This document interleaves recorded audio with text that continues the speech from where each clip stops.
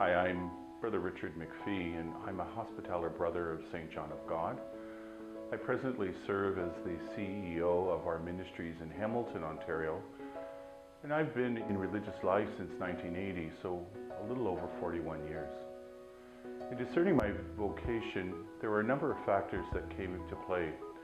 I had spent some time as a high school student in Tanzania, East Africa, working on some water projects and building a school. It was there that I realized that I was called to work with the poor, but the part of my vocation that made me make a decision between priesthood and religious life as a brother was really a call to service versus a call to the sacramental ministry of the church.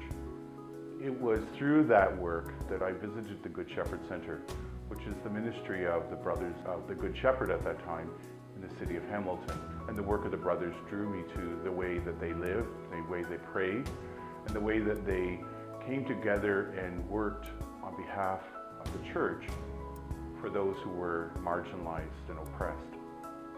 My parents were very generous people. We didn't grow up with a lot of money, but what we had, we shared. And through that sharing and their generosity, I knew that I was called to help those who were less fortunate than myself. I find that walking with people who are struggling because of life circumstances, or because of a mental health issue or an addiction issue, or somebody who's dying, it's in that call of being present at someone's bedside or in their time of need that I truly feel called to this vocation of hospitality, my vocation of healing.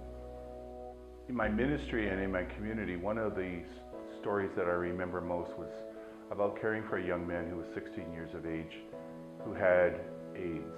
He had acquired the virus through a blood transfusion because he was a hemophiliac.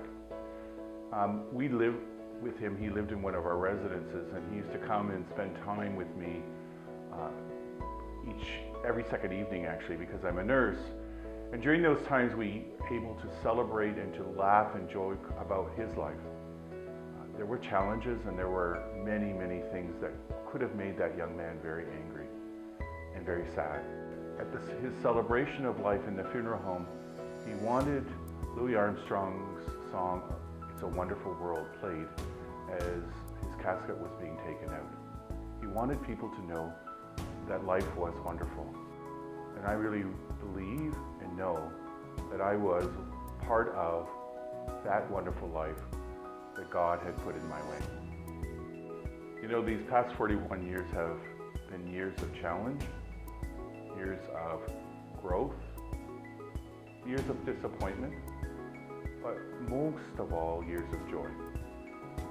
Joy in terms of being able to minister with so many people, my brothers and my co-workers, to build a better community in my city of Hamilton, to improve the lot of so many folks, to touch lives. Our ministry goes from cradles to grave, and we see people in all different states of their life. And it truly allows me as a religious brother to minister on behalf of the church, to minister on behalf of my community, but most of all, to live out my life as a fellow Christian and a follower of Jesus.